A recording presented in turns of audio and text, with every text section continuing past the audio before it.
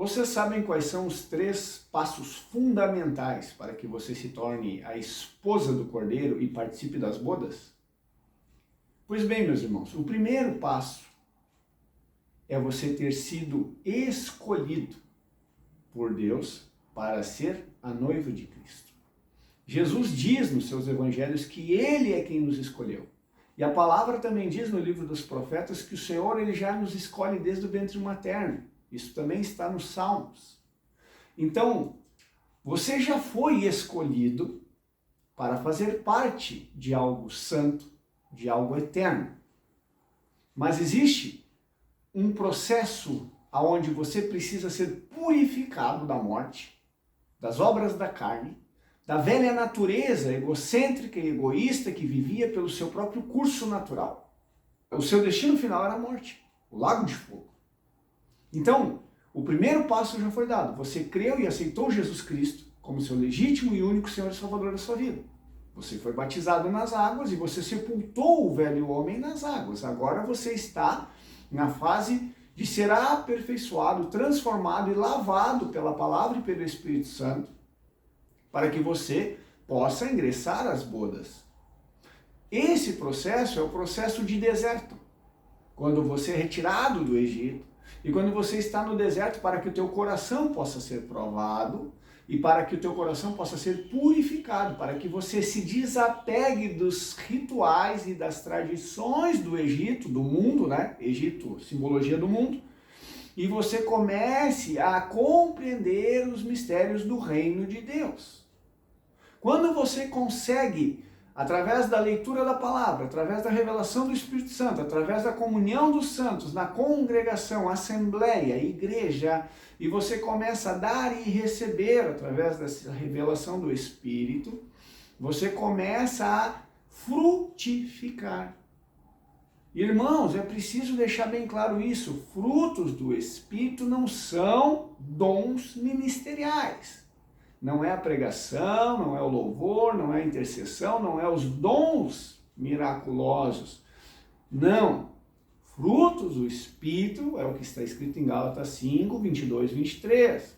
É você viver na mesma essência que Jesus Cristo viveu. É você entender que a partir de agora a tua natureza ela é celestial e a sua vida está oculta em Cristo, para que quando Cristo voltar para buscar a sua noiva, você seja essa noiva, nós sejamos essa noiva. E a noiva ela tem a mesma natureza do noivo. Jesus diz em João 15, eu sou a videira e vocês são ramos, todo ramo que ligado em mim der fruto, será podado para que produza mais fruto ainda. É na poda que eu sou purificado, é no fogo que eu sou provado, é através da tribulação que eu vejo se o que eu estou produzindo é ouro, prata, pedras preciosas, madeira, feno e palha. Se eu não tiver fruto, eu serei cortado e lançado no fogo. Os irmãos estão entendendo? A gente precisa tocar essa realidade que viver dentro da obra, viver na igreja, fazer a obra missionária, fazer a obra evangelística, fazer a obra pastoral, apostólica ou profética, ela não vale de absolutamente nada se eu não começar a ser revestido do caráter de Cristo. É o fruto que garante que a videira está ligada em mim e eu nela. Jesus não vai buscar pessoas com aparências, nem pessoas com títulos. Jesus vai buscar pessoas com a essência do Espírito Santo dentro de suas almas. Se você quiser fazer parte das bodas do Cordeiro, você precisa hoje reavaliar sua vida e ver se você está aprendendo a amar, se você está aprendendo a perdoar, se você está aprendendo a suportar os equívocos e pecados de teus irmãos. Não que você tenha que ser condescendente com o pecado, não confunda as coisas e nem entenda racionalmente, não. Mas você tem que entender que é um processo e que pessoas pecam por serem naturalmente pecadoras. Mas que esse processo de purificação vai fazendo com que elas ganhem consciência de que elas não podem mais viver uma vida de pecados de forma deliberada. Então aquele que era egoísta começa a se tornar cordato, começa a se tornar generoso. Aquele que era avarento, a mesma coisa, começa a se tornar uma pessoa que se preocupa com o bem social. Aquele que é uma pessoa que guarda rancor e mágoa é uma pessoa que agora, transformada pelo Espírito Santo de Deus, ela começa a aprender a perdoar e suportar as debilidades das pessoas, entendendo que ela também é débil. Pela nossa própria natureza, nós somos condenados ao pecado. Mas Cristo nos resgatou da maldição do pecado para nos transformar numa virgem pura e imaculada, sem manchas, sem mistura, para que, quando Ele voltar, Ele nos encontre ataviados com as vestes nupciais, que são os atos de justiça dos santos. Isso está, se não me falha a memória, em Apocalipse capítulo 19, verso 8. A noiva já se ataviou. Você quer ser essa noiva ou não? Se você quer, você tem que parar de se preocupar com o que outros pensam de você e começar hoje a se preocupar com o que Deus tem visto no teu coração. Esse é o segundo processo. E o terceiro e último, irmãos, é quando Cristo já te governa a alma, já te conduz como teu cabeça, e você não anda mais pelos teus interesses, mas Cristo anda através de você, trazendo almas para o reino.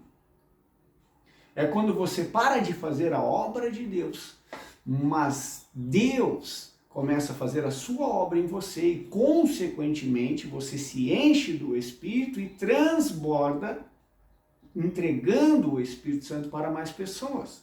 Essa é a diferença de caminhar fazendo obras da lei, na verdade, e ser guiado pelo Espírito. Um dos exemplos mais belos dos evangelhos é João capítulo 4, quando Jesus pede para os discípulos encontrar comida para ele e ele vai a sós até a mulher samaritana. Ele estava no lugar certo e na hora certa, e ele sabia exatamente para quem ele deveria pregar, porque o Pai assim pré-ordenou para que ele fizesse. Quantos de nós somos intuitivamente guiados pelo Espírito Santo de Deus, porque a intuição e a consciência são faculdades do Espírito e a comunhão também, são os três processos do Espírito, as três faculdades do Espírito humano, né? Intuição, comunhão, consciência, assim como as três faculdades da alma, mente, vontade e emoções. Irmãos, se você não aprender a ser guiado pela intuição do Espírito, você está sendo guiado pelo quê? Pela racionalidade de certo e errado da alma? Você não está sendo guiado por Deus, você está sendo guiado pela sua própria racionalidade, mais a letra teológica que você adquiriu de conhecimento. Isso não é ser guiado por Deus, isso é ser guiado pela sua própria razão. E aí entra o que eu sempre falo, muitos estão fazendo a obra de Deus, mas poucos estão permitindo que Deus faça a sua obra através dos vasos. A noiva, ela não age sem o seu marido. Ela não faz nada sem que o seu noivo a determine, que é Cristo. Por isso que Paulo diz que Cristo é o cabeça da igreja. Se nós somos membros do corpo de Cristo, nós temos que ser guiados por quem? Se não unicamente por Cristo, que é o nosso marido, que é o nosso noivo, que é o nosso cabeça. Ninguém vai para as bodas do Cordeiro andando como quer. Não. Esses que fazem a obra conforme a sua entendimento racional, eles vão passar por um trono de julgamento e receberão conforme suas obras. Mas Deus é mais além, não se apega na obra em si, mas sim no fruto de seu coração, como está escrito em Jeremias 17:9. Enganoso é o coração do homem, desesperadamente corrupto. Por que ele é corrupto? Porque ele é ganancioso, ele quer para si a glória, ele quer para si o título, ele quer para si a imagem, os aplausos e os elogios. Ele quer para si a fama, o lucro, ele quer ser Deus sobre a terra. E não é nós, mas o que está em nós quer ser Deus, nos usando como fantoche para satisfazer seu ego. E a serpente. Isso é sério, isso é profundo, isso é muito forte. Nós precisamos crucificar o ego.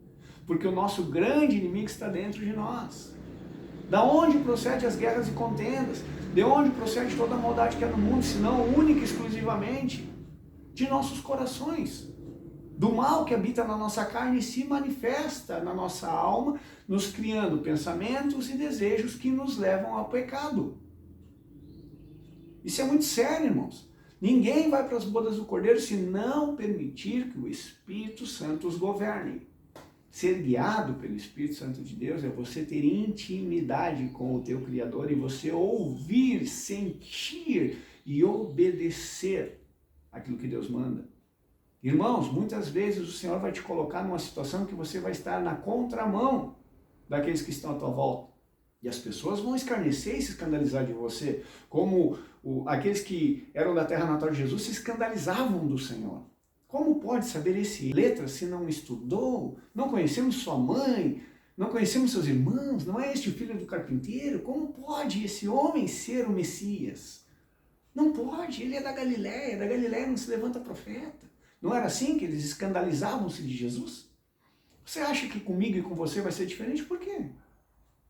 Se você está agradando o mundo, e se você está agradando as pessoas do mundo, você não está agradando ao Senhor. Paulo diz isso em Gálatas capítulo 1. Procuro eu agora o favor humano ou o favor divino? Se procuro ainda agradar a homens, eu não sou servo de Jesus.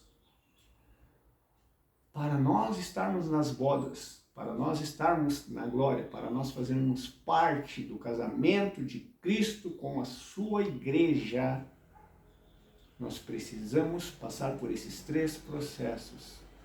O primeiro, que é a salvação judicial, nós já recebemos por graça.